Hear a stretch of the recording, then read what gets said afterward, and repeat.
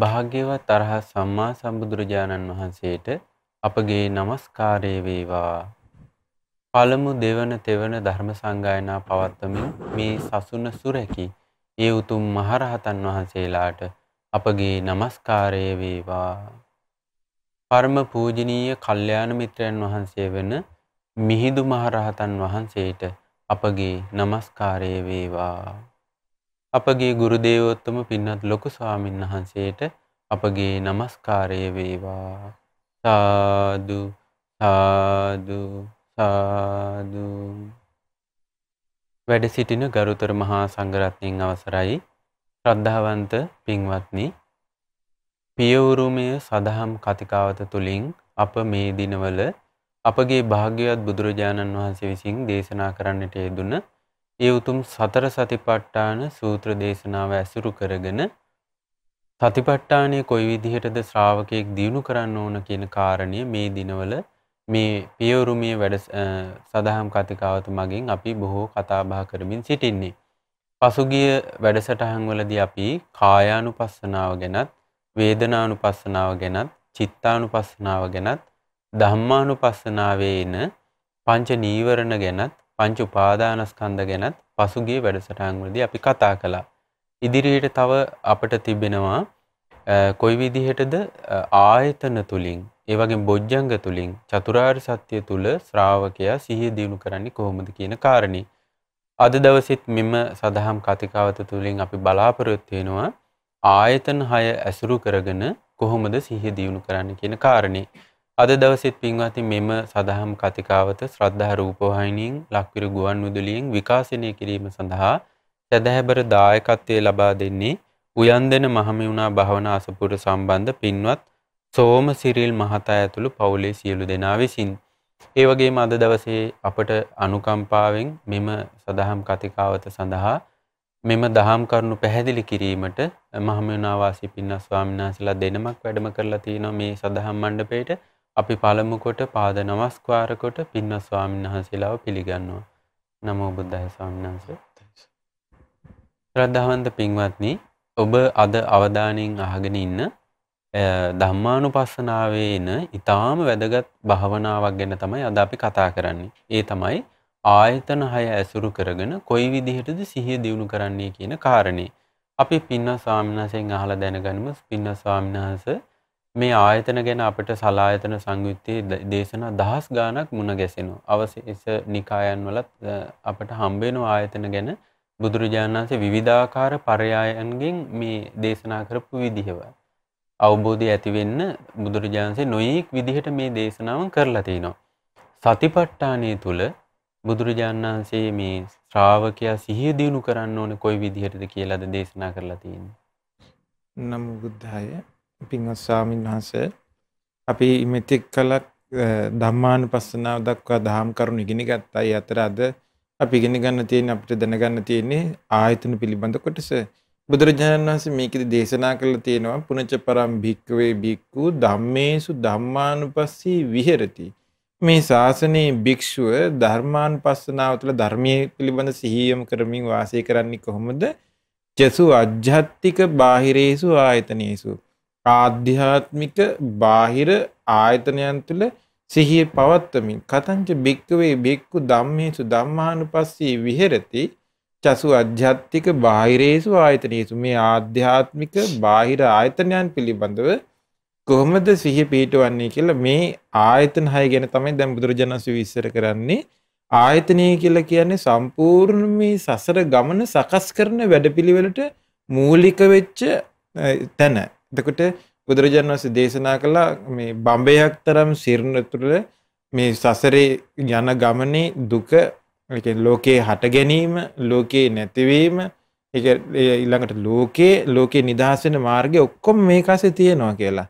එතකොට මේ සසර ගමනේ යන සත්‍යව ලෝකයට සම්බන්ධ කරලා තියෙන්නේ මේ ආයතනයි.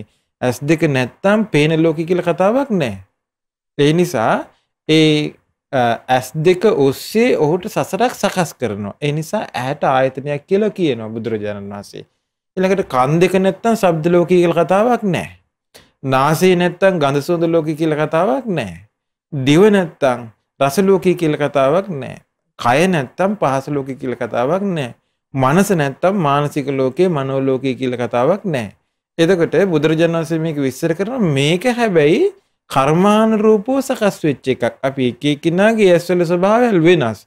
එතකොට ඇස කියන්නේ පැරණි කර්මයක්. විඳෝ අවබෝධ කරන්න ඕනේ චේතනාත්මකව සකස් වෙච්ච එකක්. කන කියන්නේත් පැරණි කර්මයක්. චේතනාත්මකව සකස් වෙච්ච එකක්. ඊළඟට විඳෝ අවබෝධ කරන්න ඕනේ. නාසය කියන්නේත්, දිව කියන්නේත්, කය කියන්නේත්, මනස කියන්නේත් මේ ඔක්කොම එහෙනම් අපේ කර්මානුරූපව සසරේ සකස් වෙච්ච ස්වභාවයක්. එතකොට චේතනාත්මකව සකස් වෙච්ච ස්වභාවයක්. එතකොට මේක බුදුරජාණන් වහන්සේ විස්තර කරන පැරණි කර්මයක් කියලා. එතකොට මේ කර්මයේ සකස් වෙන්නේ කොහොමද? ඒ වැඩපිළිවෙල තුළ ඒ සකස් වෙන වැඩපිළිවෙල තුළ සිහිය පිහිටවන්නේ කොහොමද කියලා තමයි බුදුරජාණන් දේශනා කරන්නේ.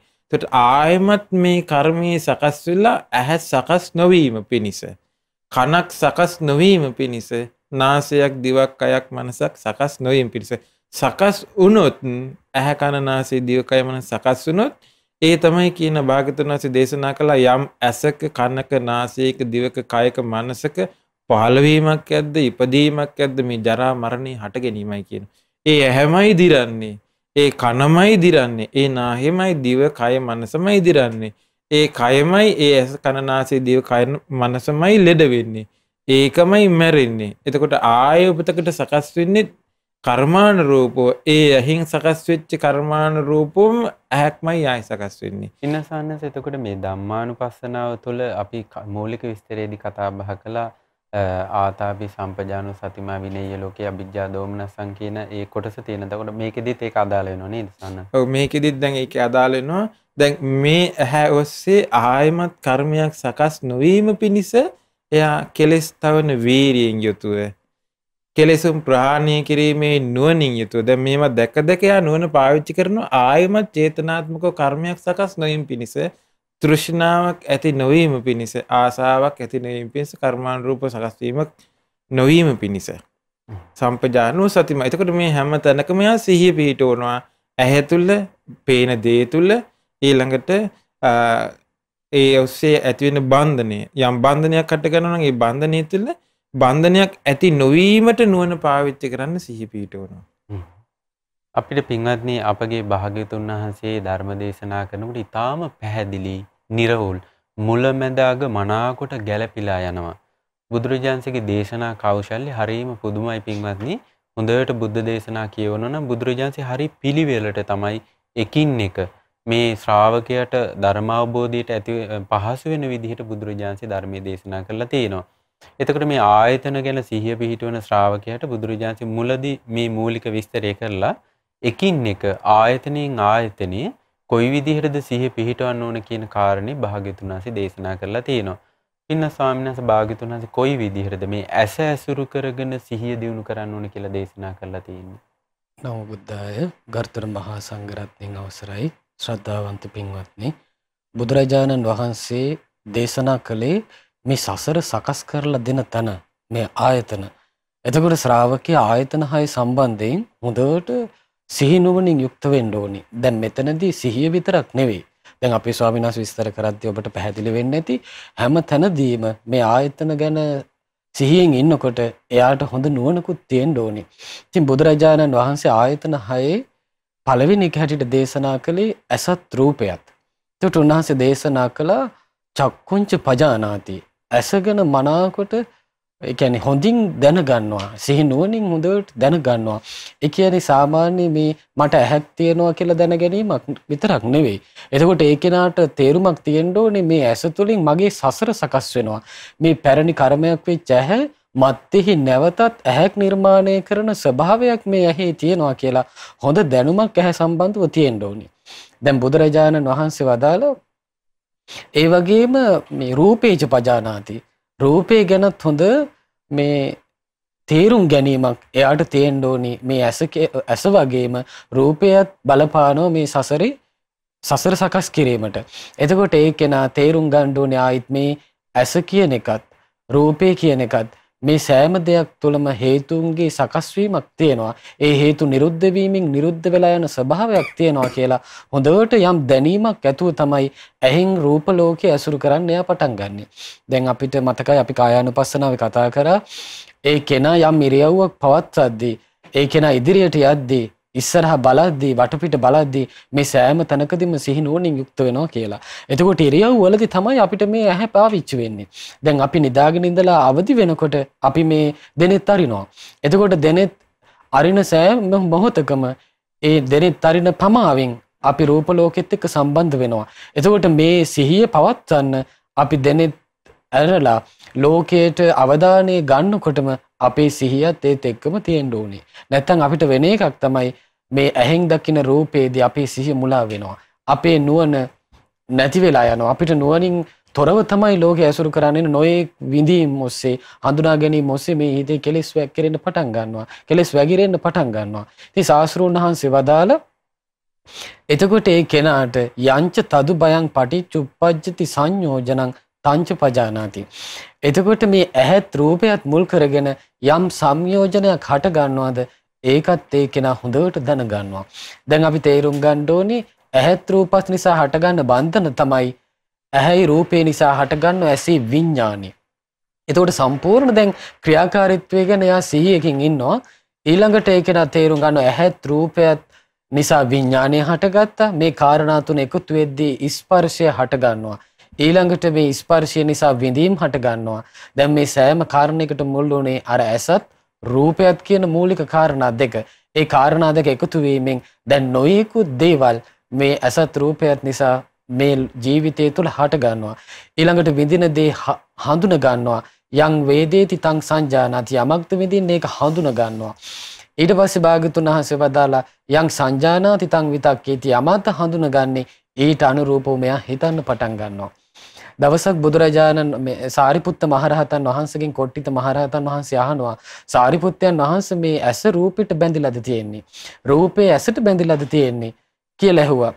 එතකොට සාරිපුත්තයන් වහන්සේ වදාලා පින්වත් කොට්ටිතේනි ඇස රූපයට බැඳිලත් නැහැ. රූපේ ඇසට බැඳිලත් නැහැ. හැබැයි මේ ඇසත් රූපයත් ගැන ආස්වාදයෙන් බලනකොට ඒ ඇසත් රූපයත් බැඳිලා නැති වුණාට අර ආස්වාදයෙන් බලන එක තමයි බන්ධනය කියලා. ලස්සන උදාහරණයක් දේශනා කළා. මේ කළු හරකෙකුයි සුදු හරකෙකුයි එකට බැඳිලා ගමනක් යනවා.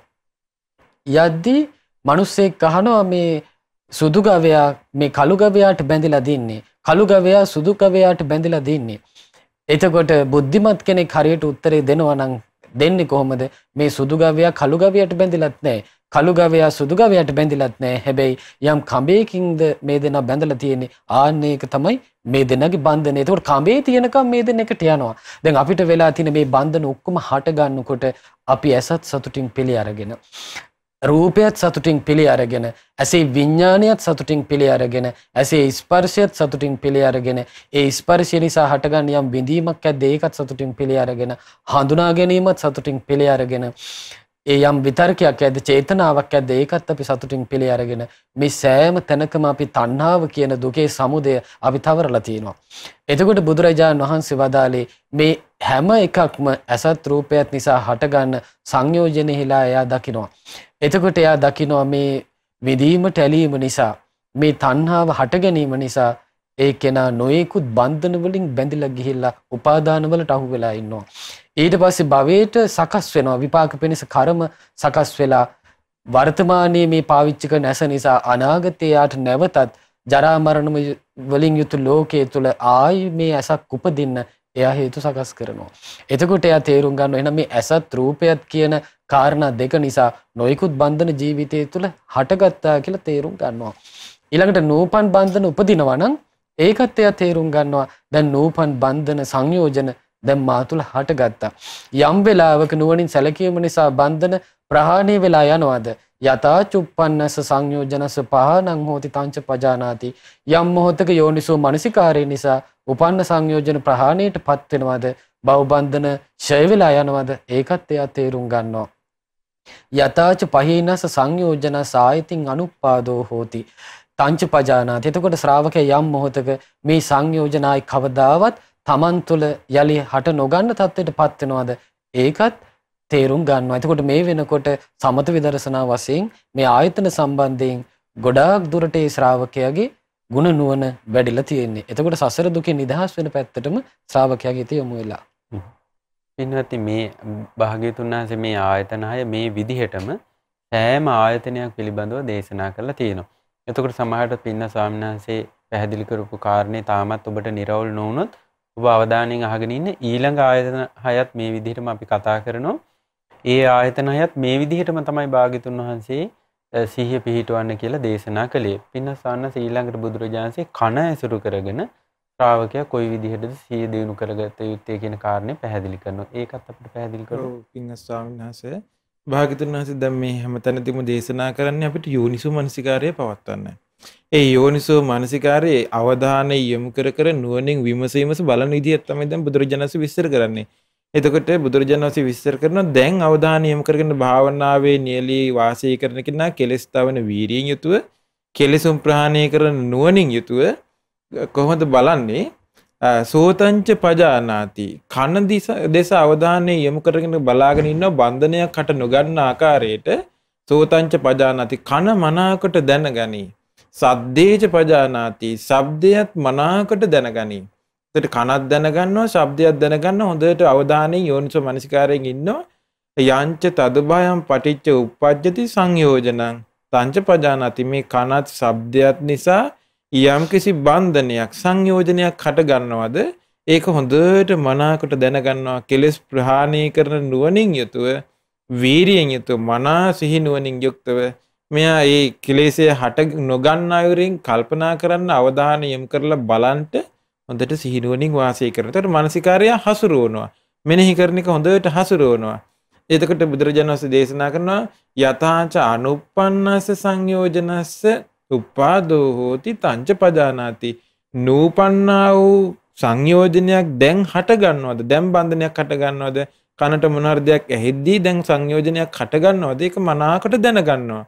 එතකොට මේක හටගත්තා යථාච උප්පන්නස්ස සංයෝජනස්ස පහීනං හෝති තංච පජානාති. ස්වාමීන් වහන්සේ දැන් සාමාන්‍ය භාග්‍යතුන් වහන්සේ මේ විස්තරයත් එක්ක ස්පර්ශය ගැන කතා කරන හැරනම් කනත් ශබ්දයත් විඤ්ඤාණයත් ස්පර්ශයත් මෙතන භාග්‍යතුන් වහන්සේ සංයෝජනය කියන වචනේ යොදලා තියෙන්නේ. ඒක පැහැදිලි කළොත් සවනස. ඔව් දැන් බුදුරජාණන් වහන්සේ සංයෝජනය කියලා කියන්නේ බුදුරජාණන් වහන්සේ දේශනා කරන ශබ්දයක් ඇහෙන්න ඉස්සෙල්ලාම අටගන්නේ කනේ විඤ්ඤාණය පහළ වුණාට පස්සේ ශබ්දය ඇහෙනවා. කනයි ශබ්දයයි විඤ්ඤාණය එකතු වීම කනේ ස්පර්ශය. ඒ හේතුවෙන් එතන වින්දනයක් හට ගන්නවා. ඒ වින්දනයේට ආස්වාදයෙන් බලනකොට වින්දනයේ දෙස ආස්වාදයෙන් බලනකොට ඒ ශබ්දයේ දෙස ආස්වාදයෙන් බලනකොට ඒ ඇහිච්ච කන දෙස ආස්වාදයෙන් බලනකොට ඇති වෙනවා යම් තෘෂ්ණාවක්.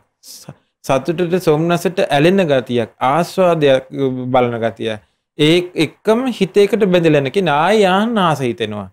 එතකොට ඒක බන්ධනයක්. එතකොට ඒකත් එක්කම එයා කර්මාන් රූප සකස් කරන චේතනාව හසුරවන දේට අනුව කර්මාන් රූප එක්ක එයා ඇහෙන ශබ්දයට ආසාවෙන් එළල් රාගයෙන් කල්පනා කරනවා, එක්ක ද්වේෂයෙන් කල්පනා කරන හිතකට ගැටිලා, එක්ක මුලාවටපත් වෙලා ඉරිසියාකටකම් වලට එකට එක කරන්න පරිගන්න ඒවට සම්බන්ධ වෙනවා.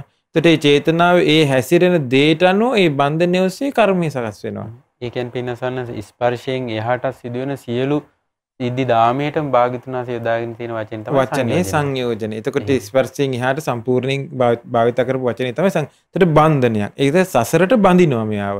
ඒ සසරට බඳින එකට තමයි බුදුරජාණන් වහන්සේ මේ සංයෝජනය කියලා බන්ධනය කියලා දාලා තියෙන්නේ. එතකොට මේ බන්ධනයක් හටගත්තේ බව දැනගන්නේ සිහියෙන් ඉන්න කෙනා. එතකොට එයාට තියෙන්න ඕනේ මේ වෙලාවේ වීරිය. ඒ වීරියට බුදුරජාණන් වහන්සේ දේශනා කළේ සම්මා වායාම මෙතන. එතකොට මේක දැනගන්නවා සම්මා දිට්ඨිය ඕනේ ඒක දැනගෙන නුවණ හසුරවන්න. එතකොට මෙතන භාග්‍යතුන් වහන්සේකට දාලා තියෙන්නේ සම්පජානෝ කියලා. එතකොට කෙලස්තාවන වීරියෙන් යුතුව කෙලසුම් ප්‍රහාණය කරන නුවණින් යුතුව එයා සිහියෙන් ඒක දැනගෙන අර සංයෝජනය බැහැර කරනවා. ආය හට නොගන්න ස්වභාවයට පත් කර ගන්නවා. ඒ ඇහැේ ස්වභාවය මේ කනේ ස්වභාවය හොඳට අවබෝධ කරගන්න මේ විදිහටයි සංයෝජන හටගන්නේ. මේ විදිහට අයින් කරන්න පුළුවන් කියලා එයාට අවබෝධයක් ඇති වෙනවා. ඒක අවබෝධයක් එයාට. ඒතර ඒ විදිහට ඒ සංයෝජන බැහැර කරගත්තට පස්සේ එයාට නිදහසේ ඉන්න පුළුවන්. පින්වත්නි ඔබට පැහැදිලි නැති මේ එක මොහොතක් තුළ මේ සෑම විටම අපේ ජීවිතය තුළ සිදුවන ක්‍රියාවලියක් තමයි මේ භාග්‍යවතුන් වහන්සේ විස්තරාත්මකව අපට දේශනා කරන්නේ. එතකොට සිහිය පිහිටුවාගත් කෙනාට තමයි මේ ඇස කන නාසය දිව ශරීරයේ මනස ඒ වගේ මේ රූප ශබ්ද ගන්ධ රස පහස අරමුණුත් එක්ක එකතු වෙනකොට මෙවැනි සංකීර්ණ ක්‍රියාවලියක් අපේ චිත්ත අභ්‍යන්තරයේ සිදු වෙනවා කියලා දැනගන්න පුළුවන් වෙන්නේ. පින්නසංශ භාග්‍යවතුන් වහන්සේ තවදුරටත් නාසය ඇසුරු කරගෙන කොයි විදිහටද මේ ක්‍රියාවලිය සිද්ධ වෙන්නේ, ශ්‍රාවකයා කොයි විදිහටද සිහිය දියුණු කරන්න කියන කාරණේ පැහැදිලි කරනවා. ඒක අපිට පැහැදිලි කරලා දුන්නොත්. ඔව් ස්වාමීන් වහන්සේ දැන් මේ වෙද්දි පින්වත්නි අපි ඇස කියන ආයතනයත් කන කියන ආයතනයත් සම්බන්ධයෙන් සිහිය පිහිටන විදිහ ඉගෙන ගත්තා. දැන් අපිට කතා කරන්න තියෙන්නේ නාසය සම්බන්ධයෙන් බුදුරජාණන් වහන්සේ ශ්‍රාවකයාට සිහිය දියුණු කරන්න ඕනේ කොහොමද කියලා වදාළ ආකාරය. බුදුරජාණන් වහන්සේ වදාළ ශ්‍රාවකයා ගානංච පජානාති, නාසය ගැන හොඳින් දැනගන්නවා. ඒ වගේම ගන්ධේච පජානාති, මේ ගඳ සුවඳ ගැනත් මනාකොට දැනගන්නවා. ඊළඟට භාග්‍යවතුන් වහන්සේ වදාළ යංච තදුබයං පටිච්චුප්පජ්ජති සංයෝජනං තංච පජානාති, මේ නාසයත් ගඳ සුවඳත් මුල් කරගෙන ඒ කාරණා දෙක මුල් කරගෙන යම් සංයෝජනයක් හට ගන්නවාද ආන්න ඒකත් මනාකොට දැනගන්නවා. එතකොට මෙතනදී නාසයත් ගඳ සුවඳත් මුල් වෙලා නාසයේ විඥානේ හට ගන්නවා, නාසයේ ස්පර්ශය හට ගන්නවා. ඒ ස්පර්ශය නිසා නොයෙක් සැප විඳීම්, නොයෙක් දුක් විඳීම්, නොයෙක් දුක් සැප රහිත විඳීම් අපි තුල ඇති වෙනවා. එතකොට ශ්‍රාවකයා මේ විඳීම් නිසා මේ එකක් එකක් ගානේ සසර පුරාවටම අපි නාසය ගැනත් ගඳ සුවඳ ගැනත් නාසයේ විඥානය ගැනත් නාසයේ ස්පර්ශය ගැනත් නාසයේ ස්පර්ශයෙන් ඇතිවෙන නොයෙක් විඳීම් ගැනත් අපිට පුරුදු වෙලා තිබ්බ ආස්වාදින් බලන්නයි. දැන් මෙතනදී සමහර ලාවට මේ ඇසිපිය හෙලන මොහොතකට වඩා වේගකින් අපේ මේ නාසයෙන් අපි දැනගන්න මේ ගඳ සුවඳට අපේ බන්ධනේ හටගෙන ඉවරයි. එතකොට ඒ කෙනා අර භාග්‍යතුන් වහන්සේ වදාළේ මේ මලක සුවඳින මොහොතකට වඩා වැඩි වේගකින්, ඒ කියන්නේ අපිට ඒක චිත්තක්ෂණයකින් අපි බන්ධනයට අහු වෙලා ඉවරයි. එතකොට ශ්‍රාවකයාට තේරුම් ගන්න ඕනේ මේ නාසයත් ගඳ සුවඳත් කියන මේ කාරණා දෙක මුල් කරගෙන තමයි දැන් මේ ආස්වාදෙන් ඇලී යාම චන්දරාගය කියන බන්ධනේ මා තුළ ඇති වුනේ. එතකොට බන්ධනේ හටගත්තට පස්සේ උපාදාන භව, ජාති, ජරා, මරණ මේ කියන පටිච්ච සමුප්පාදයේම ඒ කෙනාගේ ජීවිතය තුළ මොහොතකින් හටගෙන ඉවරයි. දැන් අපි මේ විදියට සිහිය පිහිටවල නැත්තම් මේ නාසයත් ගඳ සුවඳත් කියන කාරණා දෙක නිසා හටගත්ත බන්ධන මන් තුළ ක්‍රියාත්මක වෙනවා කියලා සිහිය නැති කෙනාට තියෙන ආස්වාදයෙන් යුතුව ගඳ සුවඳ සිහි කිරීම විතරයි. එතකොට එයා තුළ වැඩ කරන්නේ ගන්ධ තණ්හා. ගඳ සුවඳ කෙරෙහි හිත ඇදී යාම එයා සිහි කර ඉන්නවා ආයි මේ සුවඳ කවදද විඳින්නේ කී අනාගතයේ ප්‍රාර්ථනා පොදි බැඳගෙන අතීතයේ ඉෂ්ට කරගන්න බැරි වෙච්ච දේවල් සම්බන්ධයෙන් ශෝක කර වාසය කරන මිසක් බන්ධනයාට ලිහිල් කරගන්න හම්බෙන්නේ නැහැ. ඉතින් භාග්‍යතුන් වහන්සේ බදාලි යතාච අනුප්පන්නස්ස සංයෝජනස්ස උප්පාදෝ හෝති තංච පජානාති. දැන් Taman තුළ පෙර නොවු විරු බන්ධන අලුතෙන් හට ගන්නකොට උපදිනකොට ඒක නා සිහිනුවණින් ඉන්නවනම් එයා ඒකත් තේරුම් ගන්නවා. දැන් කලින් මේ විදිහේ ගඳ සුවඳට ඇදී යාමක් බැඳී යාමක් මගේ හිතේ තිබුණේ, නමුත් දැන් ඒක උපන්නා කියලා තේරුම් ගන්නවා. ඊළඟට භාග්‍යතුන් වහන්සේ වදාළ යතාච උප්පන්නස සංයෝජනස්ස පහනං හෝති. දැන් අර ශ්‍රාවකයා තමන් තුළ තියෙන සංයෝජන ක්‍රියාත්මක වෙන ආකාරය තේරුම් ගන්නකොට තමන්ටම නුවණින් සලකන්න පුළුවන්. දැන් මේ වෙලාවේදී තමයි ඒ කියන ආයතන වශයෙන් සලආයතන සංයුක්තේ මේ ආයතන සම්බන්ධයෙන් විදර්ශනාව ඉගෙනගෙන තියෙනවා නම් එයාට මේ වෙලාවේ ඒක පාවිච්චි කරන්න පුළුවන්. දැන් බුදුරජාණන් වහන්සේ මට මතකයි මේ විතක්ක සන්තාන සූත්‍රයේදී හිතේ වේගවත් රාග සිතුවිලි, ද්වේෂ සිතුවිලි ආදී එනකොට එයාට මුල සිහි කරන්න කියනවා. එතකොට දැන් මේ වෙලාවේදී ගඳ සුවඳ මුල් කරගෙන එයාගේ හිත සරාගී වෙනවා නම්, බන්ධන හට ගන්නවා නම් එයාට සිහි කරන්න පුළුවන් මේක කොහින්ද හටගත්තේ. එතකොට එයාට සිහි කරන්න පුළුවන් මේක හටගත්තේ නාසයට දැනුන ගඳ සුවඳන් නිසා.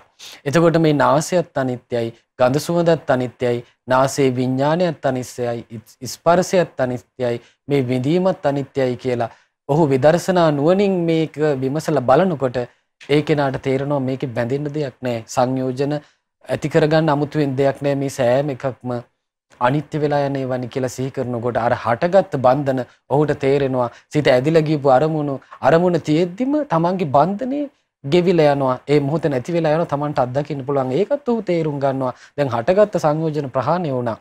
ඊළඟට භාග්‍යතුන් වහන්සේ වදාලා යතාච පහීනස සංයෝජනස ආයතින් අනුප්පාදෝ හෝති. ඔය විදියට සංයෝජන ප්‍රහාණය කර වාසය කරනකොට, සංයෝජන මැඩ වාසය කරනකොට යම් කලක් එනවා මේ සංයෝජන ඔහු තුළ දකින්න නැති වෙන අවස්ථාවක් සම්පූර්ණයෙන්ම ගෙවිලා අවසන් වෙච්ච අවස්ථාවක්. එතකොට ඔහු තේරුම් ගන්නවා ආයි මේ නාසයත් ගඳ සුවඳත් මුල් කරගෙන සංයෝජන මා තුළ හටගන්නේ නැහැ කියලා. ඒකත් ඔහු සිහිනුවණින් තේරුම් ගන්න. ඒතකොට නාසයත් ගඳ සුවඳත් අරඹය මේ විදියට ශ්‍රාවකයා සිහියෙන් ඉන්න ඕනේ. දැන් මං හිතනවා පින්වත්නි ඔබට දැන් ටික ටික නිරවුල් වෙනවා මේ ආයතන ඔස්සේ කොහොමද ශ්‍රාවකයා සිහිය දියුණු කරන්නේ කියලා. ඒ වගේම හොඳට පිහිටුවාගත් සිහියක් තියෙන කෙනාට විතරක් මේ ස්වභාවය මේ ක්‍රියාවලිය අඳුනගන්න පුළුවන් කියලා ඔබට තේරෙන්නේ නැති. පින්වත්නි තවදුරටත් භාග්‍යතුන් වහන්සේ විස්තර කරන මේ ආයතන හය අසුරු කරගෙන ශ්‍රාවකයා කොයි විදිහටද සිහිය දියුණු කරන්න කියලා. පින්නසවන්න ඊළඟට භාග්‍යතුන් වහන්සේ දේශනා කරනවා මේ දිව ඇසුරු කරගෙන කොයි විදිහටද සිහිය දියුණු කරන්න කියන කාරණේ එකක් පැහැදිලි කළොත්. ඔව් ස්වාමීන් වහන්සේ දැන් ගොඩාක් කරුණක් මම හිතන්නේ කතා කළා. ඒකට දිව ගැනත් භාග්‍යතුන් වහන්සේ මේ විදිහට මේ විස්තරය කරනවා. හැබැයි මේ දැන් පිරිසට හිතෙන්න පුළුවන් දැන් මේ ස්පර්ශය ඇති වෙලා බන්ධනය ඇති වෙන්නේ දැන් ඇහැ ඔස්සේ හට අරගෙන කන ඔස්සේ හට අරගෙන නාසය ඔස්සේ මේ ක්‍රියාකාරීත්වයේ සිහිය පිටුනක ලේසි වැඩක් කියලා. නමුත් මේක තියෙන බන්ධනේ අපිට තේරුම් ගන්න පුළුවන් චප්පානක කියලා සූත්‍රයක් තියෙන භාගතුන් වහන්සේ ලස්සන විස්තරයක් කරනවා. මේක වේගවත් ක්‍රියාකාරීත්වයක් තුළ සිහිය පිටවන්න තියෙන්නේ. බුදුරජාණන් වහන්සේ ඒක විස්තර කරනවා සත්තු 6 දෙනෙක් ගැන විස්තරයක්.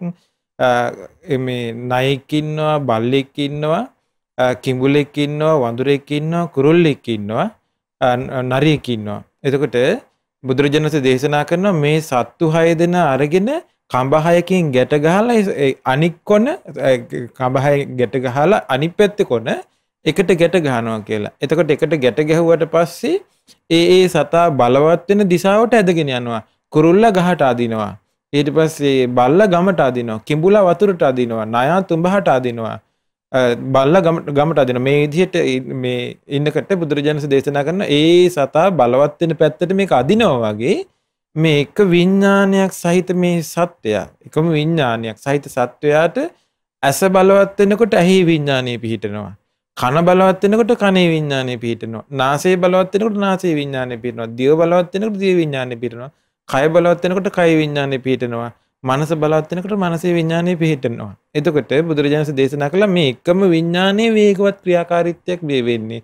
දැන් ස්වාමීන් වහන්සේ දැන් අපිට යමක් පේනවා. ඒ පේන අතර මේ අනිත් පැත්තට ඇහෙනවා. එතකොට විඥානය ඇහිත් පිහිටලා කනෙත් පිහිටලා. දැන් මේ වාඩිලා ඉන්න ආසනේ ස්පර්ශයක් දැනෙනවා. එතකොට කයෙත් පිහිටලා තියෙන්නේ. යම් ගඳ සුවඳක් තියෙනවා නම් ඒකත් දැනෙනවා මේ මොහොතේ. එතකොට නාසයේත් පිහිටලා මේ වේගවත් ක්‍රියාකාරීත්වය තුළ එකම විඥානේ වේගෙන් වැඩ කරද්දී ශ්‍රාවකයා සිහිය පිහිටවන්න ඕනේ. මනා සිහියක් පිහිටවන්න ඕනේ. අර සෑම ස්පර්ශයක්ම දැනගන්න. අර සෑම සංයෝජනයක් හටගන්න එකක්ම දැනගන්න. ඒකයි නන්ද ස්වාමීන් වහන්සේගේ සිහිය ගැන බුදුරජාණන් වහන්සේ දේශනා කළේ නන්දයන් වහන්සේට. යම් වින්දනයක් හට ගන්නවා නම් ඒ හැම වින්දනයක්ම හටගත්තා සිහිය තියෙනවා. පවතිනවා සිහිය තියෙනවා. නැති වෙලා යනවා සිහිය තියෙනවා. යම් විතර්කයක් හට ගන්නවා නම් ඒ විතර්කේ දැන් මේ හටගත්ත විතර්කයේ ඇහැ ඔස්සේ හරි කන ඔස්සේ නාසය දිවකය මනස ඔස්සේ යම් ආකාරයකින් විතර්කයක් හටගත්තා. මේ හටගත්තා මේ පවතිනවා මේ නැති වෙලා ගියා කියලා සිහිය තියෙනවා. යම් කිසි දෙයක් හඳුනාගත්තා නම් ඇහැ ඔස්සේ වේවා කන ඔස්සේ නාසය දිවකය මනස ඔස්සේ මේ විදිහට මේ සංඥාව හටගත්තා හඳුනා ගැනීම හටගත්තා දැන් මේ පැවතුණා දැන් මේ නැති වෙලා ගියා කියලා හොඳ මනා සිහියක් තිබ්බ කියනවා නන්ද ස්වාමීන් වහන්සේට. භාගතුන් වහන්සේ මේ දේශනා කළේ නන්දයන් වහන්සේගේ සිහිය ගැන. ඒකට එවැනි සිහියකින් ඉඳලා තමයි මේක අනිත්‍ය වශයෙන් දැකලා මේ අතාරින්න තියෙන්නේ. බන්ධනේ හට ගන්නකොට අර දිවේ සිහිය පිහිටවගෙන ඉන්න කෙනාට දැන් ඇහැ කන නාසය දිවකය මනස ආයතන හයම සිහිය තියෙන්න ඕනේ. ඒකට දිවේ සිහිය පිහිටුවද්දි දැන් එයා දිවත් මනාකොට දැනගන්නවා. ජීවංච පජානාති. දිව මනාකොට දැන් හොඳට මානසිකාරය හසුරගෙන ඉන්නවා. මානසිකාරය පවත්නවා. එතකොට ඒ රසේජ පජානාති. ඒ වෙලාවේ යම් රසයක් හට ගන්නවා නම් ඒ රසයත් මනාකොට දැනගන්නවා. යංච තදුබයම් පටිච්ච උප්පජ්ජති සංයෝජනං තංච පජානාති. යම් ආකාරයකින් මේ දිවේ ස්පර්ශය නිසා අර විදිහේ කෙලෙස් ඇති වෙන බන්ධනයක් හටගත්තාද ඒකත් මනාකොට දැනගන්නවා. එතකොට මේ විඥානේ එතන පිහිටපු එක එතනින් අයින් වෙලා එක්ක කයේ එක්ක නාසයේ දිවේ කොහරි ආයෙ හට ගන්නවා. එතකොට අර ස්පර්ශය අනිත්‍යයි කියලා දකිනවා. සිහියෙන් ඉන්න කෙනාට දකින්න පුළුවන් මේක අනිත්‍ය වෙලා යන දෙයකට තමයි මම මේ බන්ධනේ හටගත්තේ කියලා. ඒ බන්ධනේ අතහරින්න පුළුවන්. ඒතර මේ විදිහට බුදුරජාණන් දේශනා කළ යථාච අනුප්පන්නස්ස සංයෝජනස්ස උපාදෝ හෝති තංච පජානාති. යම් අයුරකින් මේ ස්පර්ශය නිසා යම් සංයෝජනයක් හටගත්තද නූපං සංයෝජනයක් ඒකත් මනාකොට දැනගන්නවා. යම් අයුරකින් මේ සංයෝජනේ බැහැර වෙලා ගියාද ආය නූපදින විදිහට බැහැර වෙලා ගියාද ඒකත් මනාකොට දැනගන්නවා. එතකොට මේ සංයෝජන හටගන්නේ බුදුරජාණන් වහන්සේ දේශනා කළා ඇතුලේ කෙලෙස් ස්වභාවයල් තියෙන නිසා. ඒකට බුදුරජාණන් ලස්සන උපමාවක් දේශනා කළා. කීර රුක්කම සූත්‍රයේ බුදුරජාණන් විස්තර කරනවා මහණෙනි කිරි තියෙන ගහක් අපිට උදාහරණයකට ගන්න පුළුවන් රබර් ගහ වගේ. එතකොට රබර් ගහට මේ කවුරු හරි පුංචි මේ තුවාලයක් කළාම කිරි එනවා. ඒතර ලොකු තුවාලයක් කළත් කිරි එනවා. ලොකු මේ පුංචි තුවාලයක් කරපුවාම කිරි එනවා නම් ලොකු තුවාලයක් කරපුවාම කිරි එනවා කියන අහන දෙයක් නැහැ කියනවා. මේ වගේ තමයි කියනවා මේ සත්‍යයේ චිත්තඅභ්‍යන්තරේ රාග, ద్వේෂ, මද, මාන එකට එක කිරීම, පරිගැනීම, ක්‍රෝධ කිරීම, මිරිසියා, ගුණමකුකම් ආදී කෙලෙස් ඇතුලේ තියෙනවාද? ඒ ඇතුලේ තියාගෙන පුංචි දෙයක් දැක්කත්, පුංචි දෙයක් ඇහුණත්, පුංචි ගඳ සුවඳක් දැනුණත්, පුංචි රසයක් දැනුණත් ඒකට ආසාවෙන් බැඳෙන එක, තරහ ගන්න එක, එකට එක කරන එක හට ගන්නවා කියන ඇතුලේ ඒ කෙලෙස් තියෙන නිසා ඒ කිරි ගහ වේලිලා නම් තියෙන්නේ. අපි හිතමු රබර් ගහ මැරිලා දිරලා තියෙන්නේ. ඒකට මේ ලොකු තුවාලයක් කළත් ඒකේ කිරිනවා කියන එකක් වෙන්නේ නැහැ. පුංචි තුවාලයක් කරපුවාම කිරිනවා කියන අහන දෙයක් නැහැ කියනවා. ආන් ඒ වගේ ලොකු මෙයාගේ සරාගයක් අවුස්සන්න, ද්වේෂයක් අවුස්සන්න ලොකු දෙයක් කළත් එයාට රාගයක් කැවිසෙන්නේ නැහැ, ද්වේෂයක් කැවිසෙන්නේ නැහැ, එකට එක කිරීමක් කැවිසෙන්නේ නැහැ, පරිගැනීමක් වෙන්නේ නැහැ. ආන් ඒ වගේ තමයි කියනවා කෙලෙස් නැතිනම් එයාට සංයෝජනයක් හටගන්න ඉඩ ප්‍රස්තාව නැහැ. එතකොට ටික ටික අපි කරන්න ඕනේ සිහිය පිහිටෝ අර අභ්‍යන්තර කෙලෙස් ටික අයින් කරන එක තමයි කරන්න තියෙන්නේ. පින්නදී භාග්‍යතුන් වහන්සේ කායානුපස්සනාව තුළ භාවනා 14ක් ඇසුරු කරගෙන කය ඇසුරු කරගෙන සිහිය දියුණු කරන ආකාරයක් අපි පසුගිය වැඩසටහන් වලදී කතා කළා. එතකොට මේ ආයතන 6 තුලත් මේ කය ඇසුරු කරගෙන විශේෂයෙන් මේ ධම්මානුපස්සනාවේදී ශ්‍රාවකයා සිහිය දියුණු කරන ආකාරය මේ අවස්ථාවේ ඊළඟට භාග්‍යතුන් වහන්සේ විස්තර කරනවා. පින්න ස්වාමීන් වහන්සේ ඒකත් අපිට පැහැදිලි කරලා දුන්නා. ඔව් පින්නත් ස්වාමීන් වහන්සේ දැන් අපි කායානුපස්සනාවේ කය සම්බන්ධව සිහිය දියුණු කිරීම ගැන අපි කතා කළා. දැන් එතකොට ඒ කෙනා ඒ කායානුපස්සනාව තවදුරටත් දියුණු කරලා ඒ කෙනාට පුළුවන් මේ කය මුල් කරගෙන දැන් කයේ සිහිය පිහිටුව ගත්ත කෙනෙකුට මේ කයට පහස දැනෙද්දි ඒ කයත් පහසත් නිසා හටගන්න බන්ධනයන්ගේ ස්වභාවයට සිහිය පිහිටවන්න ලේසි. එතකොට බුදුරජාණන් වහන්සේ වදාලා කායංච පජානාති මෙන්න මේ විදිහේ කයක් තියෙනවා කියලා නුවණින් ඔහු තේරුම් ගන්නවා. ඒ වගේම මේ කයට සසර සකස් කරන මේ පහස දැනෙනවා කියලා ඒ සම්බන්ධයෙන්ුත් ඔහු සිහිය බලවත් කරගන්නවා. එතකොට කයත් පහසත් නිසා යංච තදුබයං පටිච්චුප්පජ්ජති සංයෝජනං තංච පජානාති මේ කයත් පහසත් නිසා මේ එකතු වීමෙන් යම් සංයෝජනයක් හට ගන්නවද ඒකත් ඔහු තේරුම් ගන්නවා. ඒතර කයත් පහසත් නිසා හටගන්න දේවල් තමයි කයේ විඥානේ. මේ කයින් පහස දැන ගන්නවා. එතකොට කයේ විඥානේ හට ගන්නකොට ඒ කාරණා එකතු වීමෙන් කයේ ස්පර්ශය හට ගන්නවා. ඒ කයේ ස්පර්ශය නිසා නොයි විඳීම් මේ ජීවිතය තුල හට ගන්නවා. එතකොට ශ්‍රාවකයා මේ සෑම දෙයක් ගැනම කල්පනාවෙන් ඉන්න ඕනේ. බුදුරජාණන් වහන්සේ වදාළේ ඒකයි මේ එකක් ගානේ ආයතන ළඟ මුරකාරීත් යන්නේ කියලා. එතකොට එයා දන්නවා මේ කයට ඒ ආයතන වලට බාහිර අරමුණු යොමු වෙද්දී මොකද්ද උනේ?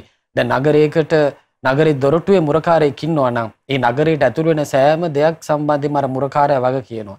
එතකොට කයට දැනෙන පහසක් මුල් කරගෙන ඒ වෙන සිද්ධිය සම්බන්ධයෙන් සිහිනුවන කියන මුරකාරයා ඉන්නවා නම් ඒ කෙනා හොඳට දැනුවත් මේ කයයි පහසයි මුල් කරගෙන මොකද වෙන්නේ කියලා. දැන් ඒ කෙනාට මේ කය සම්බන්ධයෙන් ආස්වාදයෙන් බලලා පහස සම්බන්ධයෙන් ආස්වාදයෙන් බලලා ආස්වාදයෙන් ඇලියාම සිද්ධ වෙනකොට ඒකෙන් සංයෝජන හට ගන්නකොට ඒක න හොඳට තේරුම් ගන්නවා දැන් මේ මා තුළ කයත් පහසත් මුල් කරගෙන හටගත්ත සංයෝජන තමයි මේ තියෙන්නේ කියලා. බුදුරජාණන් වහන්සේ වදාළ යථාච අනුප්පන්නස සංයෝජනස උප්පාදෝ හෝති. තමන් අයනිසෝ මනසිකාරය කරන්න ගිහිල්ලා ආස්වාදයට අනුව බලන්න ගිහින් ආස්වාද දෘෂ්ටියෙන් බලන්න ගිහිල්ලා මෙතුවක්කල් නූපදී තිබුණ සංයෝජන අලුතින් උපදිනකොට දැන් බුදුරජාණන් වහන්සේ වදාළ මහණෙනි මේ සංයෝජන හටගන්නවා නම් හටගන්නේ මේ ගොඩක් වෙලාවට මේ අතීතේ දැනෙච්ච දෙයකින්. සමහරලාවට සමහර කෙනෙක් වර්තමාන කෙලෙස් වගුර ගන්න අතීතي තමන්ට ලැබිච්ච පහසක් මුල් කරගෙන බුදුරජාණන් වහන්සේ සංඝයාගෙන් අහන මහණෙනි ඔබට මේ කවදාවත් මේ විඳලා නැති පහසක් නිසා ඔබට මේ ආසාව ඇති වෙලා තියෙනවද කියලා අහනවා. ඒක අතීතේ හෝ වර්තමානයේ හෝ. ඒතකොට සංඝයා කියන ස්වාමීනි අපි මේ දැකලා නැති විඳලා නැති මේ පහසක් සම්බන්ධයෙන් අපිට එහෙම ආසාවක් ඇති වෙන්නේ නැහැ කියලා. එතකොට පැහැදිලි අපි එක්ක වර්තමානයේ විඳින්මින් ඉන්න පහසක් මුල් කරගෙන එක්ක අපි අතීතයේ විඳපු පහසක් මුල් කරගෙන තමයි අපේ හිතේ මේ සංයෝජන හටගන්නේ. නූපන් සංයෝජන හට ගන්නව නම් හටගන්නේ. එතකොට ශ්‍රාවකයා මේ සම්බන්ධයෙන් නුවණින් විමසන්න ඕනේ. මේ කය වේවා, මේ පහස වේවා, මේ විඥානය, ස්පර්ශ, වේදනා ආදී මේ සෑම එකක්ම අනිත්‍ය කියන ලෝක ධර්මයටයි කියලා නුවණින් විමසනවා. නුවණින් විමසනකොට ඒ ශ්‍රාවකයා තුළ යම් ආස්වාදයට අනුව සිහි කරලා යම් හිතේ බැස ගැනීමක්, බන්ධන හට ගැනීමක් තිබ්බනම් ආන්නේ බන්ධන සංයෝජන ඒවා ෂය විවි යන්න පටන් ගන්නවා. ඒතකොට ශ්‍රාවකයා තේරුම් ගන්නවා යතා චුප්පන්නස්ස සංයෝජනස්ස පහනං හෝති. දැන් මේ හටගත්තා වූ බන්ධන සංයෝජන මේව දැන් ප්‍රහාණය වෙවි යනවා කියලා. ඒතකොට යම් කලක් එනවා අනිත්‍ය වශයෙන්, දුක් වශයෙන්, අනාත්ම වශයෙන් පිරිසිදු අවබෝධ කරනකොට මේ කයත් ඒ වගේම පහසත් හේතුඵල වශයෙන් අවබෝධ කරනකොට මේ තණ්හාව සම්පූර්ණයෙන් ගෙවිලා අවසන් වෙන කලක් එනවා. දැන් ඔබට මතක ඇති දාරුචිරිය මහරහතන් වහන්සේට අරහත්ත්වයේ පිණිස භාගතුන් වහන්සේ වදාරන්නේ දැක්කොත් දැක්කා විතරයි. එතකොට ඒ කෙනා එහෙන් රූපයක් දැකලා දැකීම මාත්‍රයකින් ඒක අවසන් කරනවා. මේ බන්ධන හටගෙන තමන් කෙලිස් කරා පටිච්ච සමුප්පාදයෙන් නැවත භවයක් කරා යන්න මේ ඇස සකස් කරන්නේ. ඒ වගේමයි කයට පහසක් දැනුනොත් ඒක දැනුණා පමණකින් අවසන් කරනවා. ඒ පහස මුල් කරගෙන, කය මුල් කරගෙන කෙලිස් වැගිරවීමක් අන මත්තේහි කයක් සකස් කර ගැනීමක් ඒ ශ්‍රාවකයා සිද්ධ කරන්නේ. එතකොට එයා තේරුම් ගන්න එහෙනම් මේ ක්‍රමයට තමයි මේ බන්ධන ප්‍රහාණය වෙවි යන්නේ කියලා. ඉන්නත් භාග්‍යතුන් වහන්සේ මේ සසරට කිව්වේ හරියට සසර සැඩ පහරක් වගේ වේගින් ගලාගෙන යන පැවැත්මක් තියෙන්නේ. ඒ නිසා තමයි අපේ පින්නසාන්සලා පැහැදිලි කරනකොට ඔබට පැහැදිලි වෙන්නේ නැති කොච්චර වේගවත් ක්‍රියාවලියක් මේ සුළු මොහොතක සිද්ධ වෙනවද කියලා. හොඳට සිහිය දියුණු කරපු ශ්‍රාවකයෙක් තමයි මේ පැවැත්ම දකින්නේ. භාග්‍යතුන් වහන්සේ දැන් ඊළඟට මනස ඇසුරු කරගෙන දැන් අපි චිත්තානුපස්සනාවෙත් එක පරයයකින් බුදුරජාණන් වහන්සේ සිත ඇසුරු කරගෙන කොයි විදිහටද සිහිය දියුණු කරන්න කියන එක පැහැදිලි කළා. බුදුරජාණන් ආයතන 6 ඇසුරු කරගෙන කොයි විදිහටද ආයතන 6 ඇති වෙන සිත කොයි විදිහටද ඇසුරු කරගෙන සිහිය දිනු කරන්න කියන කාරණියත් මෙතෙන්දි පැහැදිලි කරනවා. පින්නසාන්ත ඒකත් පැහැදිලි කළොත්. ඔව් පින්හ ස්වාමීන් වහන්සේ ඒක ලස්සනම තැනක් මනස ගැන උන්නාව බ්‍රාහ්මණය ලස්සනට අහුව භාග්‍යතුන් වහන්සේගෙන් ස්වාමීනි භාග්‍යතුන් වහන්සේ දැන් ඇහින් රූප දකිනවා. ඇහින් ශබ්ද අහන්න බෑ. ඇහින් පේන රූප දකින්න කරන්නේ. කනින් ශබ්ද අහනවා. නාසයෙන් ගඳ සුවඳ විඳිනවා. දිවෙන් රස විඳිනවා. කයෙන් පහස ලබනවා. මේ මෙතන පහක් තියෙනවා දැන් ආයතන. මේ පහට තියෙන පිළිසරණ මොකක්ද කියලා අහුවා. එතකොට බුදුරජාණන් වහන්සේ උත්තර දුන්නා බමුණ මේ ඇසට කනට නාසයට දිවට කයට තියෙන පිළිසරණ සිත කිව්වා. එහෙනම් සිත තමයි මේකේ ප්‍රධාන වෙන්නේ. මනෝතේසං ධම්මානම් පඨමං උප්පජ්ජති. ඉස්සෙල්ලම හටගන්නේ මනසේ. එතකොට මේ මනසට තියෙන පිළිසරණ මොකක්ද කියලා අහුවා බ්‍රාහ්මණයා. එතකොට බුදුරජාණන් වහන්සේ පිළිතුරු දුන්නා මනසට තියෙන පිළිසරණ සිහිය කියනවා. එහෙනම් මනසේ සිහිය පිහිටවනවා කියන එක ඒක ප්‍රධානම එකක්. අර ඇසෙන් දකින්නේ ඔක්කොම ගිහිල්ලා පිහිටලා තියෙන්නේ මනසේ. කණෙන් අහපුව ඔක්කොම පිහිටලා තියෙන්නේ මනසේ. නාසයෙන් ගඳ සුවඳ විඳපුවා, රස විඳපුවා, පහස ලැබුවා ඔක්කොම තියෙන්නේ මනසේ. එතකොට මනසේ සිහිය පිහිටුවීම ප්‍රධාන එකක්. එතකොට මේකට පුණ්‍ය සංස්කාරයක් විශේෂයෙන් බලපානවා. බුදුරජාණන් වහන්සේ දේශනා කරන යෝනිසෝ මනසිකාරය උපදින්න, ඊට පස්සේ ධානා මාර්ගඵල ආදී උපදින්න ඒ ඔක්කොටම බලපාන්නේ දානමය වශයෙන්, සීලමය වශයෙන්, භාවනාමය වශයෙන් රැස් කරන පිනක විපාකයක්. දැන් උදාහරණයක් බෝසතාණන් වහන්සේ සසරේ දන් දීලා සිල් රැකලා ආදී වශයෙන් රැස් කරගත්තු පින් බලයට උන්වහන්සේට සුප්පතිච්ච පාද ලක්ෂණේ පිහිටියා. ඒකේ ප්‍රතිඵලයක් විදිහට උන්වහන්සේ ගිහිගේ අතහැරපු ගමන් බුදුරජාණන් වහන්සේගේ සිතට රාගසිතවිල්ලක් උපදවන්න කිසි දෙවියෙකුට, බ්‍රහ්මයෙකුට, මාරයෙකුට බෑ. එතකොට මේ සිතවිලි ඔක්කොම උපදින්නේ සසරේ රැස් කරගත්තු කර්මානුරූප ස්වභාවයක. එතකොට මේක තුළ ශ්‍රාවකයා සිහිය පිහිටෝල අවබෝධයකට අනුව සකස් වෙන විදිහට කල්පනාව හසුරවනවා, යෝනිසෝ මනසිකාරය හසුරවනවා, නුවණ හසුරවනවා. අපේ මහා කච්චාන මහරහතන් වහන්සේ දේශනා කළා මේ සිතවිලි උපදින එක ගැන මනසේ ක්‍රියාකාරීත්වය ගැන මේ සිතිවිලි උපදින්නේ මනසේ ක්‍රියාකාරීත්වය දැන් සිතිවිලි උපදින්නේ සිතිවිලට භාගතුන් වහන්සේ මේ පාවිච්චි කරපු වචනේ ධම්ම මනංච පජානාති ධම්මේච පජානාති යංච තදබයම් පටිච්ච උප්පජ්ජති සංයෝජනං තංච පජානාති මනසත් මනාකට දැනගනි. එතකොට සිහිය පිහිටවගෙන ඉන්නව මනසේ. ධම්මේච පජානාති ධර්මයේ ගැනත් හොඳට සිහිය පිහිටවගෙන ඉන්නවා. ඒ කියන්නේ මනසේ උපදින සිතිවිලි ගැන හොඳට සිහිය පිහිටවගෙන වාසය කරනවා. එතකොට මහා කච්චායන මහරහතන් වහන්සේ දේශනා කළා මේක තුල ක්‍රියාකාරීත්වය වෙන්නේ අවිද්‍යා සහගත පුරුෂයාට අවිද්‍යාව තුල ඉන්න පුරුෂයාගේ සිතිවිලි ඔක්කොම අවිද්‍යාවට නැඹුරු වෙලා තියෙන්නේ. විද්‍යාව සාක්ෂාත් කරගත්ත රහතන් වහන්සේගේ සිතිවිලි ඔක්කොම විද්‍යාවට නැඹුරු වෙලා තියෙන්නේ. එතකොට මේ රහතන් වහන්සේගේ සිහිය සම්පූර්ණයෙන් පිහිටලා තියෙනවා මනසේ ක්‍රියාකාරීත්වය තුල. එතකොට සාමාන්‍ය ලෝකයේ සත්වයාගේ අවිද්‍යාව තුළ ඉන්න සත්වයාගේ සිතිවිලි ඔක්කොම සිහියෙන් තොරව පවතිනවා. සතර සතිපට්ඨානයේ පිහිටපු සිහියෙන් තොරව පවතිනවා. එතකොට මේකේ බුදුරජාණන් වහන්සේ දේශනා කරන මේ මහා කච්චායන මහරහතන් වහන්සේ දේශනා කරන්නේ මේ සිතිවිලි ඔක්කොම උපදින්නේ අවිද්‍යාව නිසා. එතකොට අවිද්‍යාව සහගත සිතිවිලි තමයි සත්‍යයට උපදින්නේ. ඒ අවිද්‍යාවට හේතුව අයෝනිසෝ මනසිකාරයයි. එතකොට මෙයා හරියට මේ මනස හසුරවන්න දන්නේ නැති නිසා කෙලෙස් තවන වීරියෙන් යුතුව කෙලෙසුම් ප්‍රහාණය කරන නුවණින් යුතුව මනා සිහියෙන් යුතුව ඒ සිතිවිලි හසුරවන්න මේක සිටිය යුතු එක මේක සිතන්න හොඳ නැති එක මේක සරාගී සිතිවිලි මේක ද්වේෂී සිතිවිලි මේක මෝහී සිතිවිලි ඒ මොකද එයා දන්නේ නැති නිසා ඔහි හිත හසුරවනවා. එතකොට මනා සිහි නුවණින් සිහිය හසුරවන කෙනා ධර්මයේ තුල හොඳට සිහිය හසුරවන කෙනාට පුළුවන් අර මනසේ ක්‍රියාකාරීත්වය හොඳට හසුරුවමින් හොඳට සතිපට්ඨානයේ තුල සිහිය හසුරුවමින් විද්‍යාව තුලට යන විදිහට මානසිකාරය හසුරවන්න. ඒකට කියනවා යෝනිසෝ මානසිකාරය කියලා. එතකොට ඒ මානසිකාරය කියනවා අයෝනිසෝ මානසිකාරය තමයි අවිද්‍යාවට හේතුව. ඒ අවිද්‍යාවට හේතුව අයෝනිසෝ මානසිකාරය ඒ අයෝනිසෝ මානසිකාරය හේතුව පෙර අවිද්‍යාව. කලින් අපි සසරේ අවිද්‍යාව තුළ හිටපු නිසා ඉස්සරහට අපි කල්පනා කරන්න හැදුවත් අපිට විද්‍යාව නැති නිසා අපේ කල්පනාව යන්නෙම අවිද්‍යාවට. එතකොට සිතුවිලි ඔක්කොම එන්නේ අවිද්‍යාව සහගතව. එතකොට අනිත්‍ය වූ ලෝකේ නිත්‍ය සංඥාවෙන් දැනගත්ත සිතුවිලි ටිකක් තමයි මේ හිත ඇතුලේ ක්‍රියාත්මක වෙන්නේ. එතකොට මේක ස්වභාවයේ සාමාන්‍ය ස්වභාවයේ සාමාන්‍ය සත්‍යයක් දන්නේ. ආර්ය ශ්‍රාවකයා මේ ධර්මයේ හික්මෙන ආර්ය ශ්‍රාවකයා යෝනිසෝ මනසිකාරය තුළ මේක දැනගන්නවා. එතකොට අසුබ ලෝකයේ සුබ සංඥාවකින් හඳුනගන්නේ සාමාන්‍ය සත්‍යය. අනාත්ම ලෝකයේ ආත්ම සංඥාවකින් හඳුනගන්නේ සාමාන්‍ය සත්‍යය.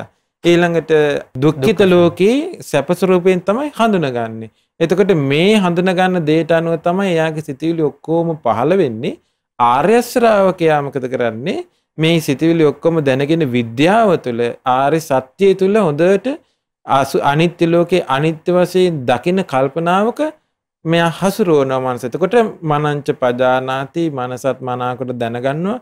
ඒ වේගින් වෙනස් වෙනවා. හිතේ වෙනස් ඉල්ලට කියන්න උපමාවක් නැහැ කියලා බුදුරජාණන් වහන්සේ දේශනා කළේ. කියන්න උපමාවක් නැහැ කියන මෙච්චර වේගින් හිත වෙනස් වෙනවා කියලා. ඒ නිසා මනසත් දැනගන්නවා. මනසේ හටගන්න තනං ඒ ධර්මයේ තුලින් යම් සංයෝජනයක් ඒකත් මනාකොට දැනගන්නවා. නූපන්න සංයෝජනයක් හටගත්තා දැනගත්තා. උපන්න සංයෝජනයක් නැවත නූපදින විදිහට ඒ සංයෝජනේ බැහැර වෙලා ගියා නම් අයින් වුණා නම් ඒකත් මනාකොට දැනගන්නවා. එතකොට මනාකොට සිහිය පිහිටපු මනසතල සිහිය පිහිටපු කෙනාට මේ සසරේ ප්‍රශ්නේ අවසන් කරන්න හොඳට ඉද ප්‍රස්තාව තියෙනවා. ප්‍රඥාව වැඩෙනවා. ඉතින් අපි හිතනවා ඔබට තාම නිර්වුල් වැටහීමක් මේ ආයතන 6 සම්බන්ධයෙන් කොයි විදිහටද සිහිය දියුණු කරන්න ඕනේ කියන කාරණේ අපගේ පින්වත් ස්වාමීන් වහන්සේලා එකින් එක ආයතනය ඔස්සේ භාග්‍යතුන් වහන්සේ පැහැදිලි කළ ආකාරයට අපට පැහැදිලි කරලා දුන්නා. පින්වත් ස්වාමීන් වහන්සේ සෑම භාවනාවක වගේම භාග්‍යතුන් වහන්සේ මේ භාවනාව තුලත් අභ්‍යන්තර බාහිර වශයෙන් දකින්නත් හට ගැනීම නැතිවීම වශයෙන් දකින්නත් දේශනා කරලා තියෙනවා. ඒ වගේම ඒ විදිහට සිහිය දියුණු කරන ශ්‍රාවකයා අත්විඳින තමන් සාක්ෂාත් කරන ප්‍රතිලාභ ගැනත් මේ ආයතන 6 ඔස්සේ බුදුරජාණන්සේ දේශනා කරලා තියෙනවා. අපට ඒ කාරණේ පැහැදිලි කළොත්. ඔව් පින්වත් ස්වාමීන් වහන්සේ භාග්‍යතුන් වහන්සේ වදාළ ඉති අජ්ජත්තං වා ධම්මේසු ධම්මානුපස්සේ විහෙරති.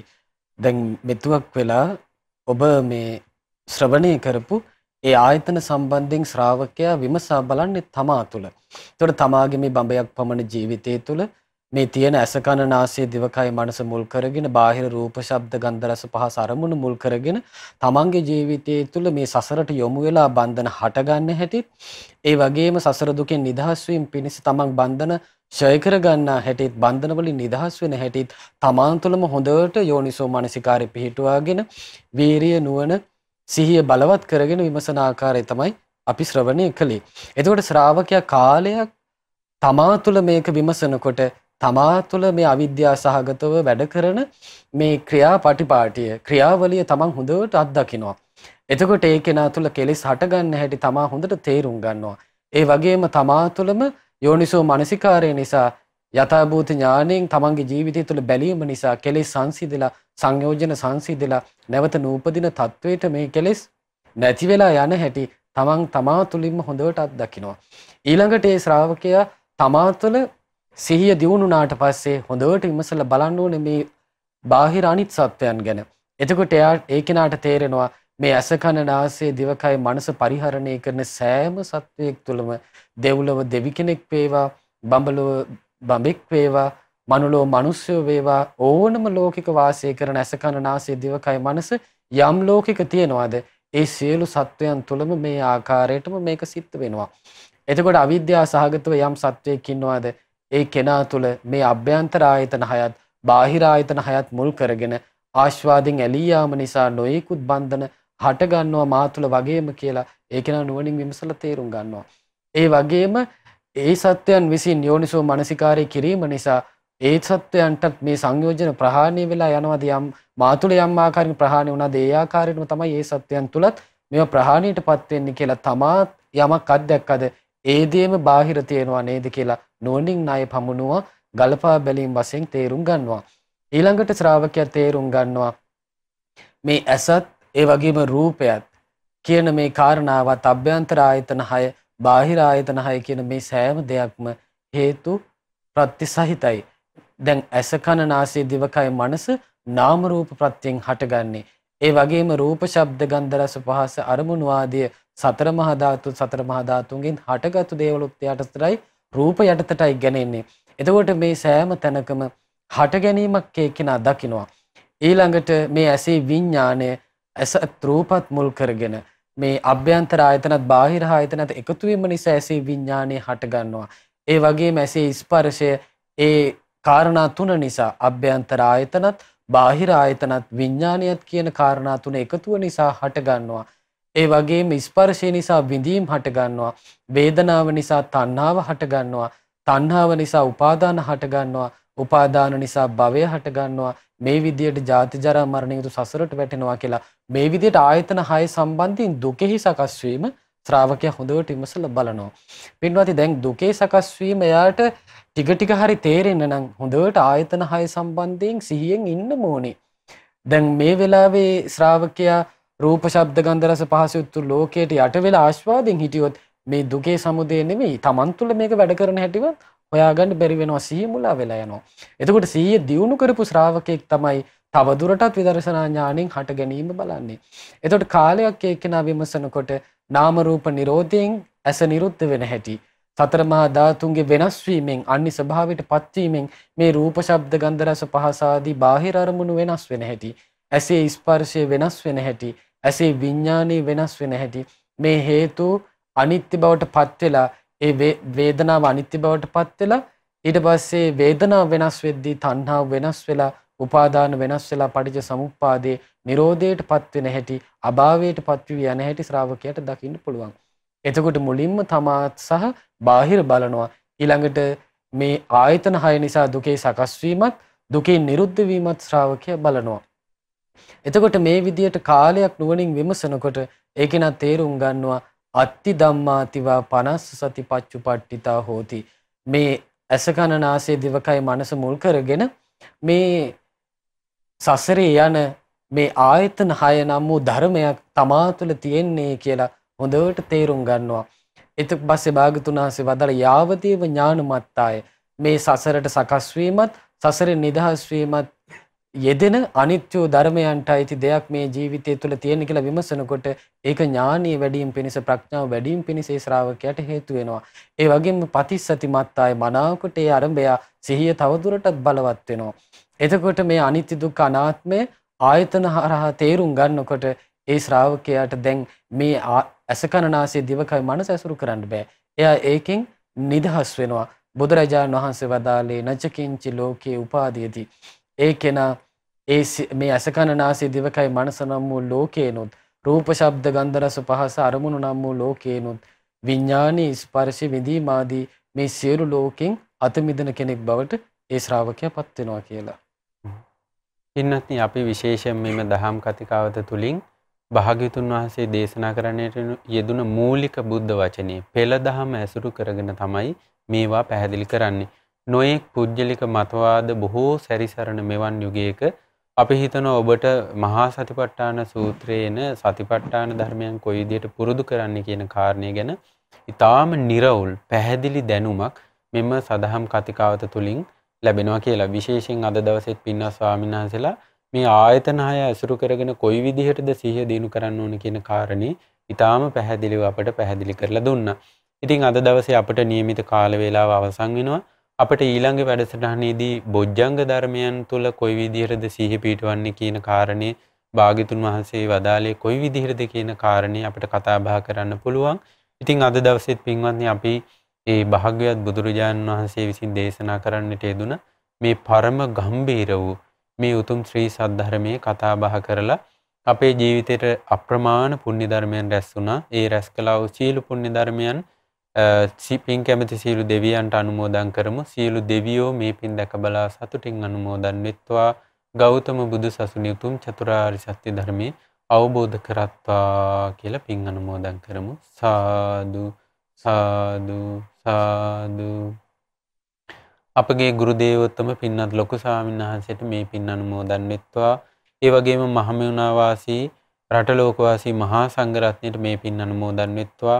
ඒ වගේම විශේෂයෙන් අප කෙරෙහි අනුකම්පාවෙන් මෙම සදහම් මණ්ඩපයට වැඩම කරලා අපිට ඊටාම නිර්වුල්ව පැහැදිලිව මෙම දහම් කරුණු පැහැදිලි කරලා දෙන අපගේ පින්වත් ස්වාමීන් වහන්සේලා දෙනමට මේ පින් අනුමෝදන් වෙත්වා.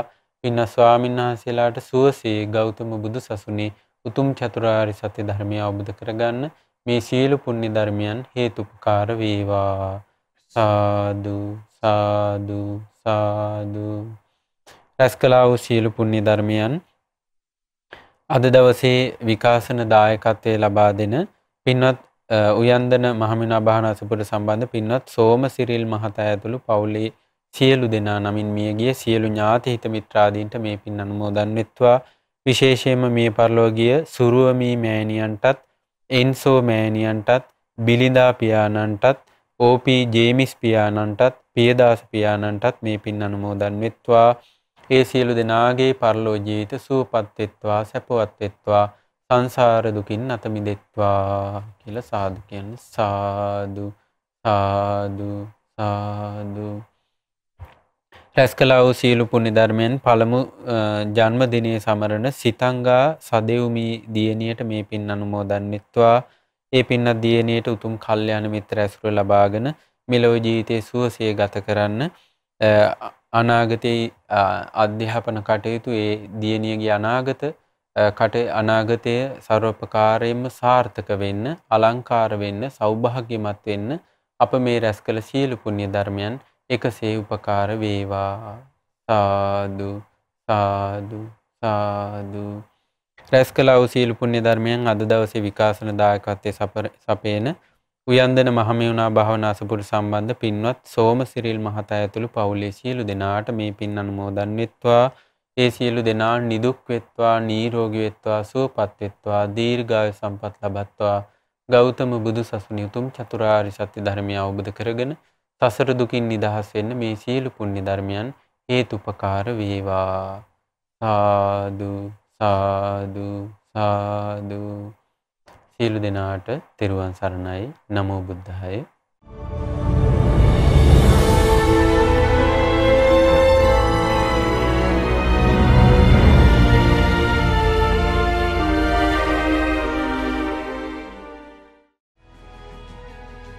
මෙවැනි වටිනා ධර්මදේශනා නැරඹීමට ශ්‍රද්ධා YouTube චැනලය සබස්ක්‍රයිබ් කර සීනුව ලකුණ ඔබන්න.